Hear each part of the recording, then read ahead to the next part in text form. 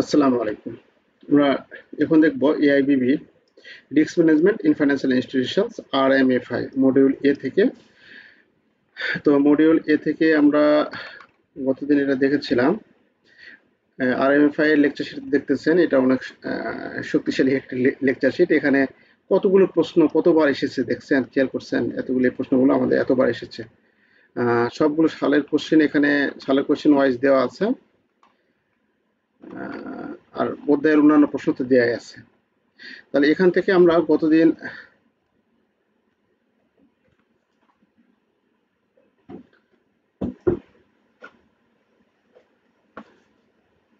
আমরা আলোচনা করেছিলাম যে কি ঝুঁকি চিহ্নিত করার পদ্ধতিগুলো কি। এটা আমাদের ফিফথ যে ব্যাংকিং ডিপ্লোমা, গত যে ব্যাংকিং ডিপ্লোমা হয়ে গেল সেখানে এসেছে। তাহলে আমরা 98তম, আমাদের জন্য কিন্তু 99তমটার বেশি ইম্পর্টেন্ট না, গত যে পরীক্ষা হয়েছে তার আগের পরীক্ষাটা, তাই না? তাহলে অন্যান্যগুলো দেখবো আমরা। তাহলে এখানে আমরা তারপর একটা আলোচনা করেছিলাম, প্রতিষ্ঠানের কার্যাবলী বিবেচনায় ঝুঁকি ব্যাখ্যা করুন, ঝুঁকি ও অনিশ্চয়তার মধ্যে পার্থক্য। আর এখানে আছে আর্থিক ঝুঁকি, ফাইন্যান্সিয়াল রিস্ক এবং অআর্থিক ঝুঁকি কি। ব্যাংকিং ব্যবসায় ফাইন্যান্সিয়াল ঝুঁকিগুলো কি কি। তাহলে এখানে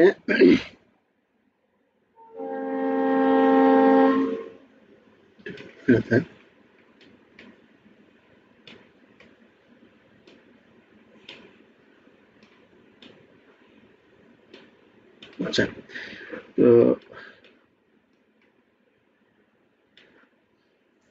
আচ্ছা, জুলাস ভাই কতদিন এটা কি হয়েছিল, এটা কি আলোচনা করা হয়েছিল?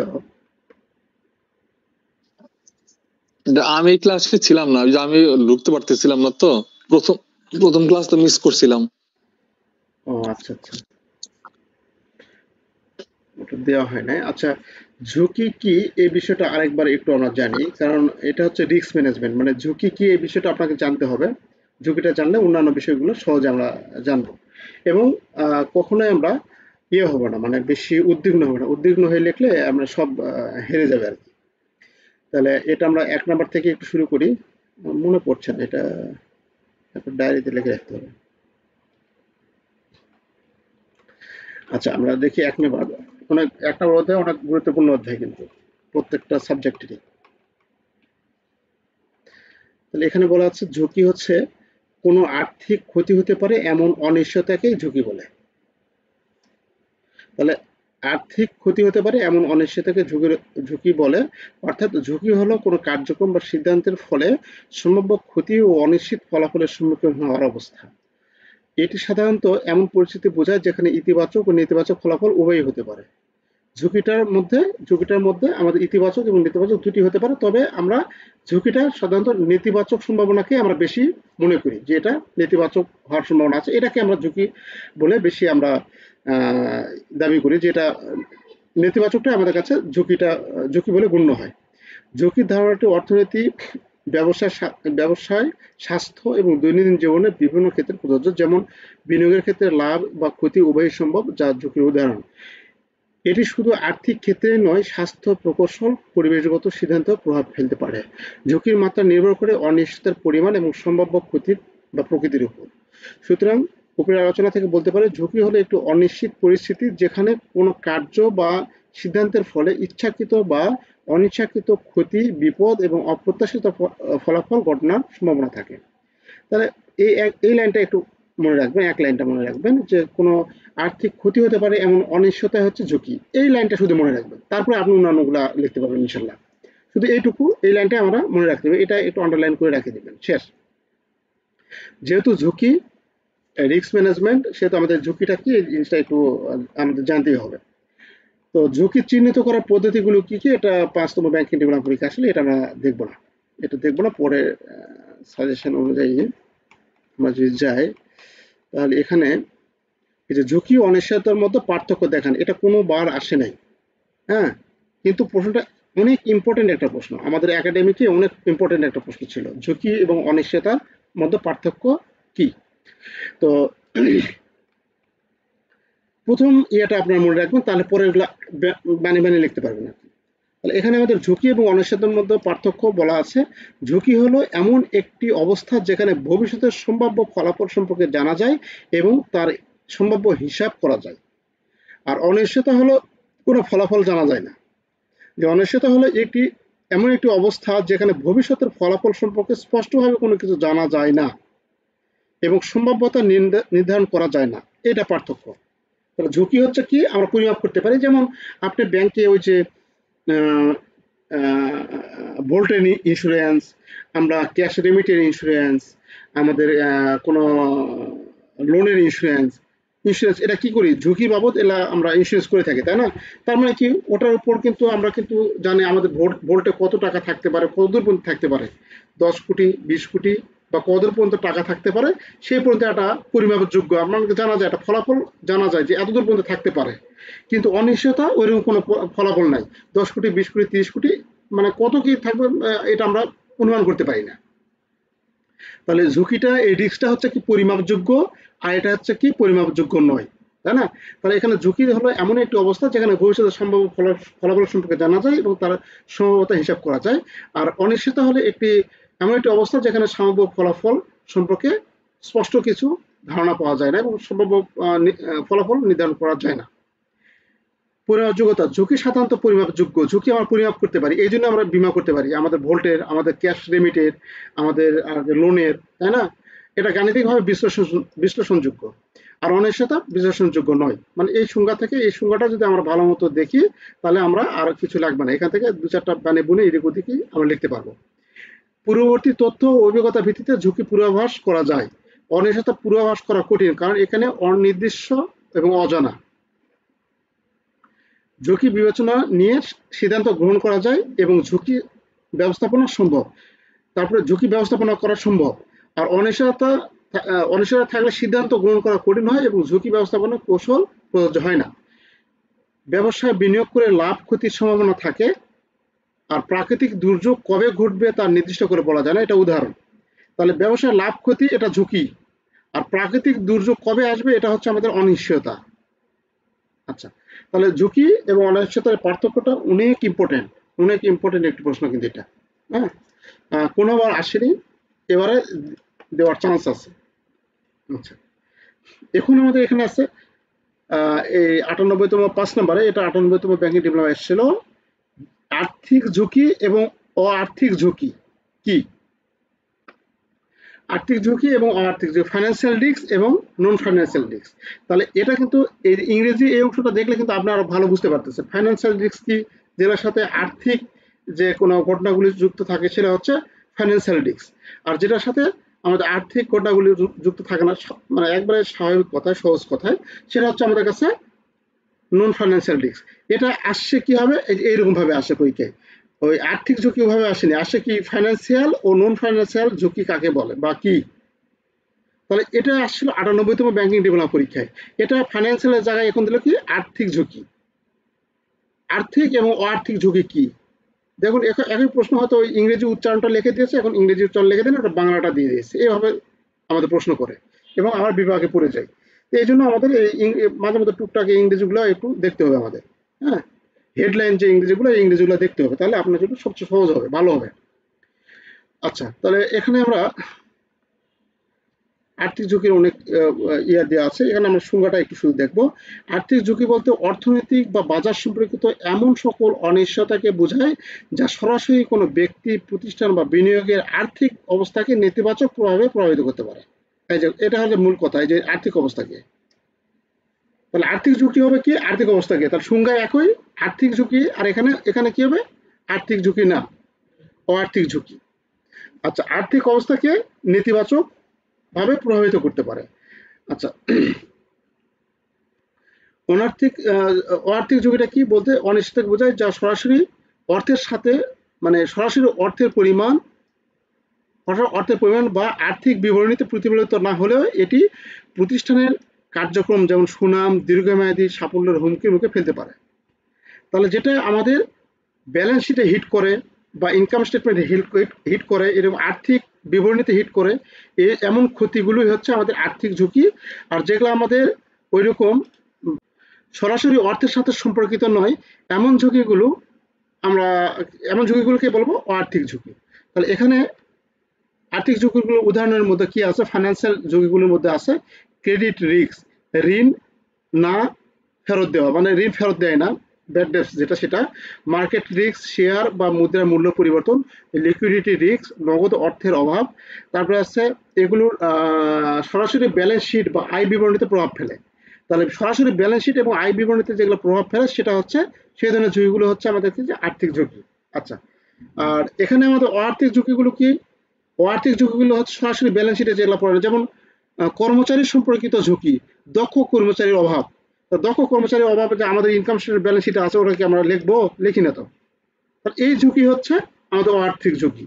প্রযুক্তিগত ঝুঁকি, আমাদের প্রযুক্তিগত ঝুঁকি রয়েছে, আমাদের এই প্রযুক্তিগত ঝুঁকি তো আমরা ব্যালেন্স শিটে লিখি না, তার মানে এগুলো ব্যালেন্স শিটে প্রভাব ফেলে না। ব্যালেন্স শিটে এবং ইনকাম স্টেটমেন্ট কোনগুলো যায়? আমাদের আর্থিক যে বিষয়গুলো যায় সেগুলা। সাইবার আক্রমণ বা ডেটা লিক হওয়া, পরিবেশগত ঝুঁকি, পরিবেশগত ঝুঁকি এবং আইনি ঝুঁকি, এগুলা হচ্ছে আমাদের কাছে অআর্থিক ঝুঁকি। আচ্ছা, এই দুটো একটু আপনারা একটু দেখে নেবেন, দেখলে একবার পড়লে আপনাদের মনে থাকার কথা। এগুলা এগুলা খুব বেশি জটিল না, খুব মনে থাকবে, একবার করে দেখবেন এবং পড়াগুলা এটা খুব মজার আর কি, ভালো মতো দেখবেন। আচ্ছা, তাহলে এর প্রেক্ষিতে এখন আপনারা এখানে লিখবেন। মূল কথা এই জিনিসটা একটু একবার দেখলে আপনার মনে হয়ে যাবে, অত বেশি বিচলিত হওয়ার দরকার নেই। আচ্ছা, আমরা তাহলে দুটো একটু দেখলাম, ভালো মতো দেখলাম। তারপরে আসছে দেখুন 6 নাম্বার। 6 নাম্বার এটা 98তম ব্যাংকিং ডিপ্লোমা পরীক্ষা এসেছিল, 2 স্টার দেওয়া আছে। ব্যাংকিং ব্যবসায় ফাইন্যান্সিয়াল ঝুঁকি কি? ফাইন্যান্সিয়াল ঝুঁকি কি? তাহলে তো আমরা ফাইন্যান্সিয়াল ঝুঁকি পড়লাম, আমাদের আর লাগবে এটা আলোচনা করার প্রয়োজন আছে? প্রয়োজন নেই। ব্যাংকিং ব্যবসায় ফাইন্যান্সিয়াল ঝুঁকি কি? আচ্ছা, তারপরে আছে ঝুঁকি ও মুনাফার মধ্যে সম্পর্ক কি? 97তম ব্যাংকিং ডিপ্লোমা পরীক্ষা, অনেক ইম্পর্টেন্ট একটি প্রশ্ন, আমাদের একাডেমিকে ছিল এগুলা। এই যে এটা, যদি এটা একবার আসেনি, এই যে এটা, ঝুঁকি ও মুনাফার মধ্যে সম্পর্ক কি? যত ঝুঁকি বেশি তত মুনাফা বেশি, তাই না? তাহলে ঝুঁকির সমমুখী সম্পর্ক, ঝুঁকি বেশি মুনাফা বেশি, ঝুঁকি কম মুনাফা কম। তাহলে ঝুঁকি ও মুনাফার মধ্যে সম্পর্ক হচ্ছে সমমুখী সম্পর্ক। তাহলে এখানে আমরা সমমুখী বা বৃদ্ধি বা পজিটিভ সম্পর্ক। আচ্ছা, এটা আমরা দেখি। ঝুঁকি মুনাফার মধ্যে সম্পর্ক, ঝুঁকি মুনাফার মধ্যে সম্পর্ক একটি মৌলিক ধারণা যা উচ্চ মুনাফা অর্জনের সম্ভাবনা সাধারণত উচ্চ ঝুঁকির সঙ্গে সম্পর্কিত। নিচে এ সকল মূল দিকগুলো উপস্থাপন করা হলো। উচ্চ ঝুঁকি উচ্চ মুনাফা, নিম্ন ঝুঁকি স্থিতিশীল মুনাফা, ঝুঁকি গ্রহণ করলে মুনাফা মূল চালকশক্তি, ঝুঁকি ব্যবস্থাপনা নিশ্চিত, ঝুঁকি এবং মুনাফার উপর নির্ভরশীল, ঝুঁকি এবং মুনাফার উপর নির্ভরশীল। এরকম ভাবে এখানে সম্পর্ক দেখানো হয়েছে। ঝুঁকির সাথে কি কি সম্পর্ক থাকতে পারে? প্রথম হচ্ছে সম্পর্ক উচ্চ ঝুঁকি উচ্চ মুনাফা। হ্যাঁ, ঝুঁকি যদি আপনি বেশি গ্রহণ করেন তাহলে আপনার মুনাফাও বেশি হবে। এটা হলো ঝুঁকির এবং মুনাফার সাথে সর্বোৎকৃষ্ট সম্পর্ক যেটা সেটা। তারপরে নিম্ন ঝুঁকি স্থিতিশীল মুনাফা, ঝুঁকি যদি আপনি একটু নিম্ন একটু কম নেন তাহলে মুনাফা স্থিতিশীল হবে, যে আমি অত হাই রিস্ক এর মধ্যে যাব না, আমি অত হাই রিস্ক কাস্টমারকে লোন দিব না, না দিয়ে আমি কি করব, আমি যে একবার টিপে টিপে কাস্টমারদের লোন দেব, আমার মুনাফা 2 পয়সা কম হোক, আমার স্থিতিশীল অবস্থায় থাকবে, আমার ব্যাংক উদ্বিগ্ন অবস্থায় থাকবে না। তাহলে এটা হচ্ছে আমাদের নিম্ন ঝুঁকি যদি নিয়ে থাকে তাহলে স্থিতিশীল মুনাফা থাকবে, স্টেবল প্রফিট। ঝুঁকি গ্রহণ মুনাফার মূল চালিকা শক্তি, আপনি যাই হোক কাস্টমারকে লোন দিলেন মানে কি ঝুঁকির মধ্যে পড়ে গেলেন। তাহলে এই ঝুঁকি গ্রহণটাই হচ্ছে কি? রিস্ক অ্যাপেটাইট, মনে আছে তো? যে ঝুঁকি, ঝুঁকি গ্রহণ, রিস্ক অ্যাপেটাইট কি? ঝুঁকি গ্রহণ। তাহলে ঝুঁকি গ্রহণ, ব্যাংক ঝুঁকি গ্রহণ করে কেন? ব্যাংকে তো অবশ্যই ঝুঁকি গ্রহণ করতে হবে, তা না সে মুনাফা অর্জন করতে পারবে না। ব্যাংক কি করতেছে?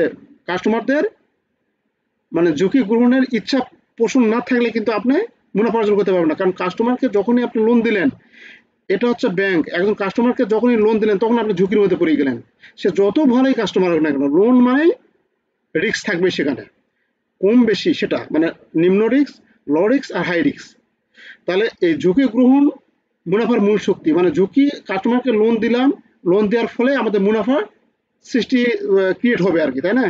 মুনাফা প্রফিট জেনারেট হবে।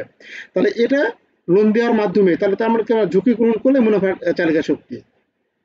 আর তারপর হচ্ছে ঝুঁকি ব্যবস্থাপনা মুনাফা নিশ্চিত করে, এত কিছু দরকার নাই, আমরা এত কিছু অত জটিল পর্যায়ে যাব না। এটা দেবো এটা দেবো শেষ, এই দুটাই ব্যাখ্যা করে লিখতে হবে। মানে উচ্চ ঝুঁকি উচ্চ মুনাফা, নিম্ন ঝুঁকি স্থিতিশীল মুনাফা, অথবা এটাও দিতে পারে সর্বোচ্চ, এত কিছু দেওয়ার দরকার নেই। ঝুঁকি মুনাফার মধ্যে সম্পর্ক।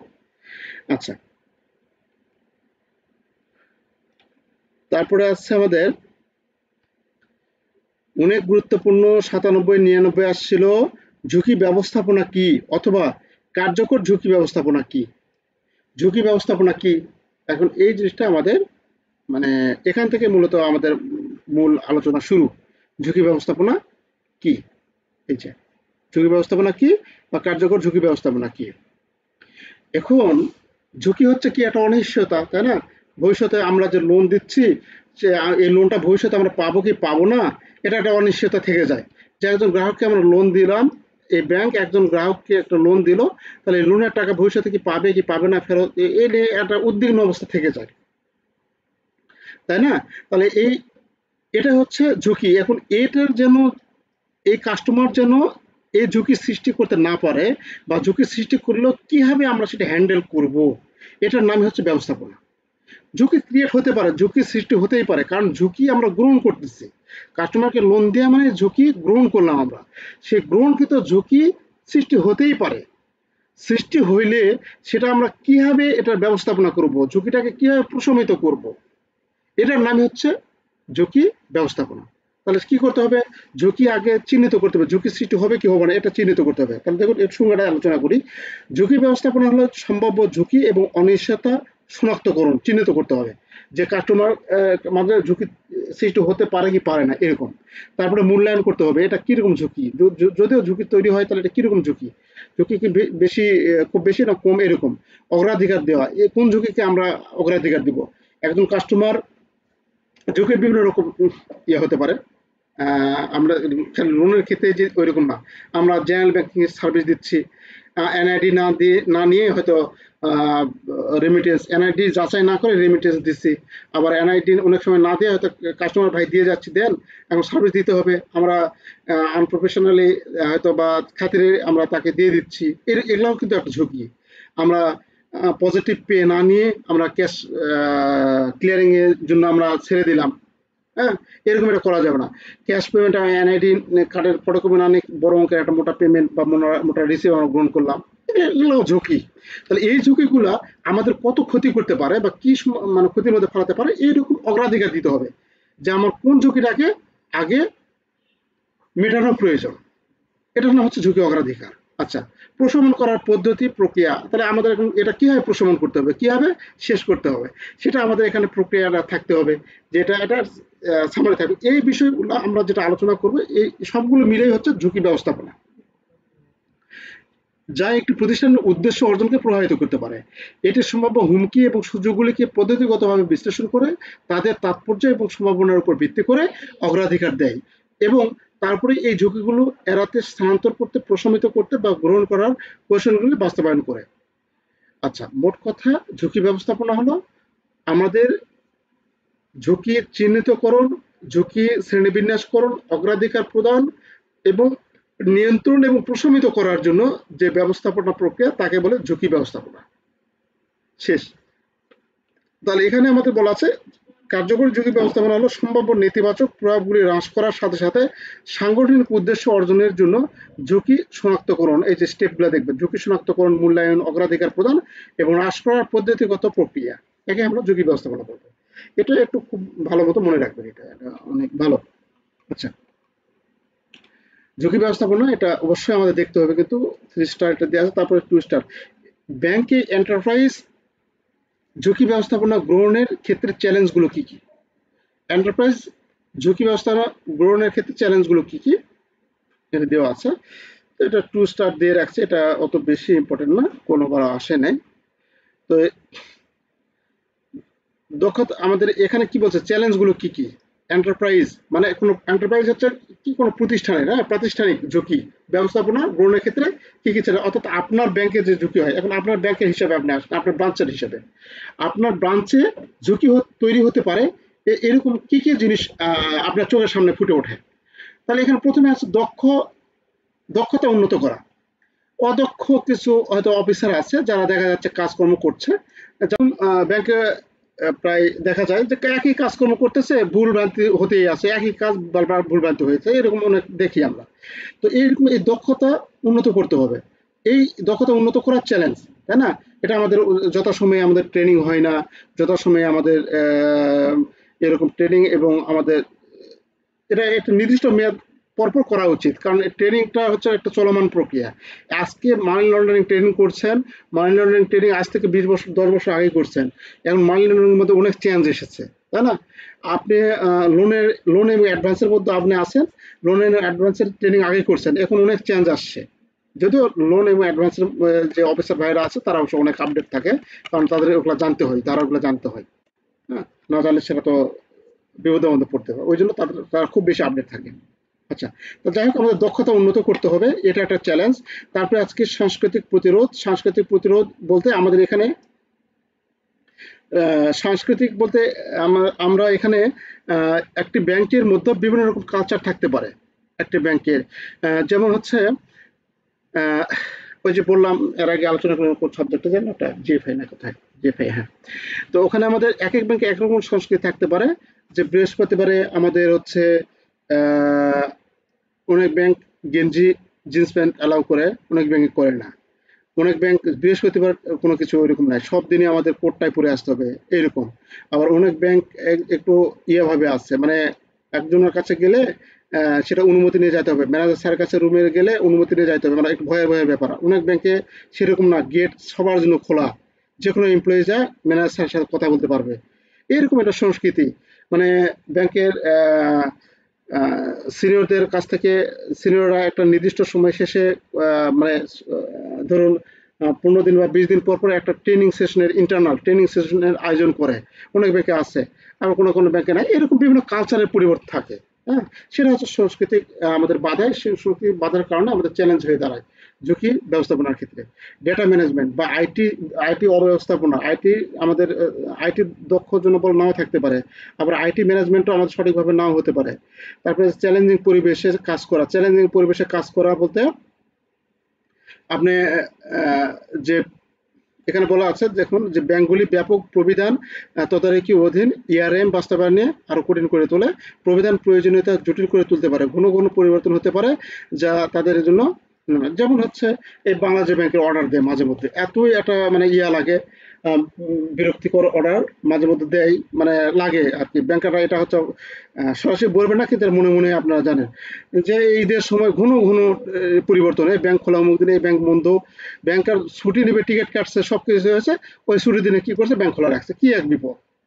এইরকম বারবার আমাদের যে তদারকি প্রতিষ্ঠান বাংলাদেশ ব্যাংক আছে, বারবার দেখা যাচ্ছে তাদের দেশের স্বার্থ হয়তো করে, দেশের স্বার্থ করে, কিন্তু আমাদের ক্ষুদ্র ক্ষুদ্র ব্যক্তি স্বার্থ সেখানে কিছু না দেশের স্বার্থের কাছে। তারপরে আমাদের এরকম একটা হ্যারাসমেন্টের শিকার হয়ে যায় আমরা ব্যক্তিরা নিজেরা। অথবা ব্যাংকিং ক্ষেত্রে আমরা কিছু কঠোর প্রবিধান দেওয়ার ফলে আমরা সঠিক মতো কাজকর্মগুলো করতে পারি না, এগুলো আমাদের চ্যালেঞ্জ হয়ে যায়। যারা বিশেষ করে লোন এবং অ্যাডভান্সে যারা আছে, তারা বিশেষ করে এই চ্যালেঞ্জের মধ্যে পড়ে যায়। তো এরকম প্রবিধান চ্যালেঞ্জিং থাকে। তারপরে আছে ঝুঁকি ব্যবস্থাপনার একত্রীকরণ। ঝুঁকি ব্যবস্থাপনা কিন্তু ব্যবসায়িক বৃদ্ধি, এত কিছু, এত অনেক দেওয়া আছে, এত কিছু দেওয়া যাবে না, আপনি এখান থেকে মোটামুটি অল্প কয়েকটা দেবেন, এত দেওয়া দরকার 5টা আলোচনা করবেন আর কি। যাই হোক, আপনার ব্রাঞ্চের যে সমস্যাগুলো আছে সেই সমস্যাগুলো একটু দেওয়ার চেষ্টা করবেন, তাহলে এখানে হবে আর কি। আচ্ছা, একটি সুষ্ঠু ঝুঁকি ব্যবস্থাপনা সিস্টেমের উপাদান, কার্যাবলী, পদক্ষেপ। দেখুন 3টা স্টেপ, যেটাই আসে না কেন একই উত্তর। তাহলে এখানে আমাদের পরের স্টেপ যেটা বলছে, একটি সুষ্ঠু ঝুঁকি ব্যবস্থাপনা সিস্টেমের উপাদান, কার্যাবলী, পদক্ষেপ, একই কথায়। তাহলে এই 3টে আমরা এখানে একটু আলোচনা করি, আলোচনা করে আজকে একটু শেষ করব। তাহলে এখানে আমাদের দেখুন, খেয়াল করুন যে সুষ্ঠু ঝুঁকি ব্যবস্থাপনা, একটি ভালো ঝুঁকি ব্যবস্থাপনা সিস্টেমের উপাদান, কার্যাবলী অথবা পদক্ষেপগুলো কি কি। এটা সুষ্ঠু ঝুঁকি ব্যবস্থাপনা সিস্টেমের উপাদান নিম্ন আলোচনা করা হলো। ঝুঁকি শনাক্তকরণ, ঝুঁকি শনাক্তকরণ, ঝুঁকি শনাক্ত করতে হবে। ঝুঁকি শনাক্ত না করতে পারলে, ঝুঁকি না চিনলে তো আপনি চিকিৎসা করবেন কি? ঝুঁকিকে আপনি চিনতে হবে, এটা কি ধরনের ঝুঁকি। তো এখানে আমাদের বলা আছে, একটি প্রতিষ্ঠানের একটি প্রতিষ্ঠানের সম্মুখীন হতে পারে এমন ঝুঁকি চিহ্নিতকরণ এবং তালিকাভুক্তকরণ প্রক্রিয়া। এর মধ্যে কি কি রয়েছে, যে যেমন অপারেশন ঝুঁকি, আর্থিক ঝুঁকি, কঠোরতা সম্মতি, খ্যাতিমান কোন ধরনের ঝুঁকি রয়েছে সেই ঝুঁকিটা আপনাকে শনাক্ত করতে হবে। এটি আমাদের কোন ধরনের অপারেশন ঝুঁকির মধ্যে পড়বে, না আমাদের এটা আর্থিক ঝুঁকির মধ্যে পড়বে, কোন ধরনের ঝুঁকির মধ্যে পড়বে সেটা আমাদের শনাক্ত করতে হবে। ঝুঁকি মূল্যায়ন করা, ঝুঁকি সেখানে আমরা মূল্যায়ন করব, সমবায় এবং সমবতার পরিণতি পরিপ্রেক্ষিতে চিহ্নিত ঝুঁকিগুলো গুরুত্ব এবং প্রভাব মূল্যায়ন করব। এর মধ্যে আচ্ছা, এই যে ব্যাখ্যাটা আছে, এই ব্যাখ্যাটা কিন্তু আপনি এটা যদি থাকে, এইটুকু যদি আপনি মনে রাখেন, তাহলে কিন্তু আপনার অনেক বেশি হেল্প হবে, এইটুকু মনে থাকে। এবং একটা কথা মনে রাখবেন, একটা প্রশ্নের এই যে পয়েন্টগুলো এখানে আলোচনা করা আছে, একটা প্রশ্নের এই পয়েন্টটা পুরোটা সিরিয়াল বাই সিরিয়াল আপনি একটু মনে রাখার চেষ্টা করবেন। এই পয়েন্টগুলো বারবার ব্যবহার হবে, রিফাইন্ড হবে, এগুলো বারবার রিফাইন্ড হবে বারবার। তাহলে ঝুঁকি শনাক্তকরণ, ঝুঁকি মূল্যায়ন, ঝুঁকি প্রশমন, নিয়ন্ত্রণ করা, একটা প্রশ্নের কোনো কথা নেই, একবারে ঠোঁটস্থ। তাহলে এই কথাগুলো বারবার আপনি লিখতে পারবেন, এর উপকারিতা আপনি পরে পাবেন, যখন পরীক্ষা আসবে তখন আপনার আসবে। তা নাহলে কিন্তু আপনাকে কি হবে এরকম মনে করতে হবে কিন্তু। তাহলে একটা প্রশ্নের এই 8-10টা পয়েন্ট পয়েন্ট অন্য কিছু ব্যাখ্যা করে না, পয়েন্ট মুখস্থ, কোনো কথা নেই, এটা আগে মুখস্থ করবে, তাহলে আপনার কাছে এটা সহজ লাগবে। তাছাড়া কিন্তু একটু জটিল লাগবে আর কি। ঝুঁকি প্রশমন ও নিয়ন্ত্রণ করা, প্রশমন বলতে ঝুঁকি একবারে কমানো, ঝুঁকি মনিটরিং করা, ঝুঁকি কমিউনিকেট করা, ঝুঁকির সংস্কৃতি এবং শাসন, ঝুঁকির সম্মতি এবং নিয়ন্ত্রণ আনুগত্য। এই পয়েন্টটা হচ্ছে প্রায় সবগুলো যতগুলো প্রশ্ন আছে সবগুলো প্রশ্নে আমাদের ব্যবহৃত হবে। নিয়ন্ত্রক সম্মতি, নিয়ন্ত্রক সম্মতি কোনটা, বাংলাদেশ ব্যাংকের যে প্রবিধানগুলো, সে প্রবিধান। আচ্ছা, অনেকগুলো দেওয়া আছে, 15টা দেওয়া আছে, এখান থেকে আপনার 8-10টা প্রশ্ন একটু পয়েন্টগুলো একটু মনে রাখার চেষ্টা করতে হবে, তাছাড়া উপায় নেই। অবশ্যই এখান থেকে 5টা প্রশ্ন বেছে বেছে আপনার কাছে যেটা মনে হবে, সে 5টা প্রশ্ন এখান থেকে বেছে বেছে লিখবেন আগে, ওই বেছে বেছে মনে রাখবেন। ওই 5টা প্রশ্ন পয়েন্টগুলো শুধু আপনার মনে রাখবেন, ওই পয়েন্টগুলো পরবর্তীতে আমাদের ব্যবহার হবে অনেক।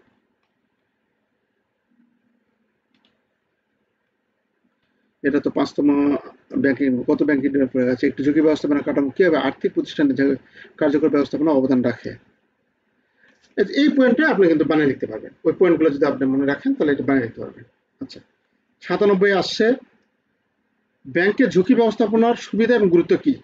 সুবিধা আপনাদের একটু এই পয়েন্টটা আপনাদের অবশ্যই, মানে এটা কোনো কথা নাই, এটা মুখস্থ করতে হবে, পুরাটা না, খালি পয়েন্ট, শুধু পয়েন্ট। সুবিধা, সুবিধা, গুরুত্ব, উপকারিতা, কার্যকারিতা বা কার্যাবলী, এই জিনিসগুলো সব একই মধ্যে পাবে। ভূমিকা, তাহলে সুবিধা, গুরুত্ব, ভূমিকা, কার্যাবলী, উপকারিতা, এই সবগুলাই একই কিন্তু। অতএব এই প্রশ্নটা পয়েন্টগুলো মনে রাখবেন, এই পয়েন্টগুলো অধিকাংশ প্রশ্নে ব্যবহার করতে পারবেন, অধিকাংশ প্রশ্নে আপনি ইউজ করতে পারবেন। তাহলে যে কোনো অধ্যায়ের যে কোনো প্রশ্নের এই সুবিধা, গুরুত্ব, এটা মিস দিবেন না, এটা বিভিন্নভাবে আসতে পারে। তো এখানে আমাদের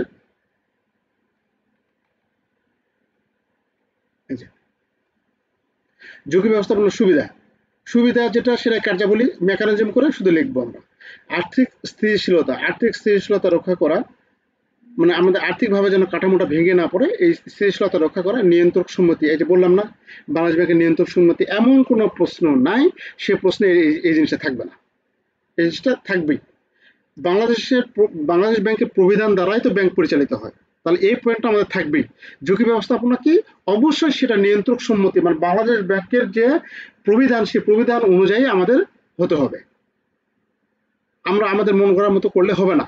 তাহলে সেটা হচ্ছে নিয়ন্ত্রক সম্মতি, এটা সবগুলো আমাদের থাকবে, মানে নিয়ন্ত্রক সম্মতি আমাদের মেনে চলবো।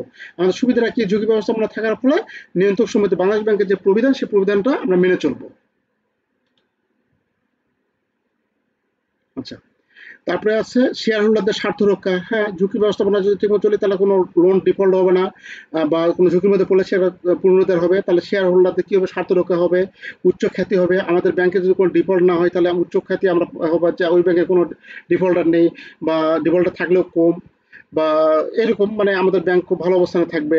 তারপরে আছে খরচ কমানো, আমাদের খরচ কমবে, আমাদের যদি আমাদের ওই রকম ঝুঁকি তেমন ক্রিয়েট না হয় তাহলে আমাদের কি হচ্ছে, খরচ কমে যাবে। মূলধনের পর্যাপ্ততা, আমাদের মূলধন পর্যাপ্ততা যথেষ্ট থাকবে।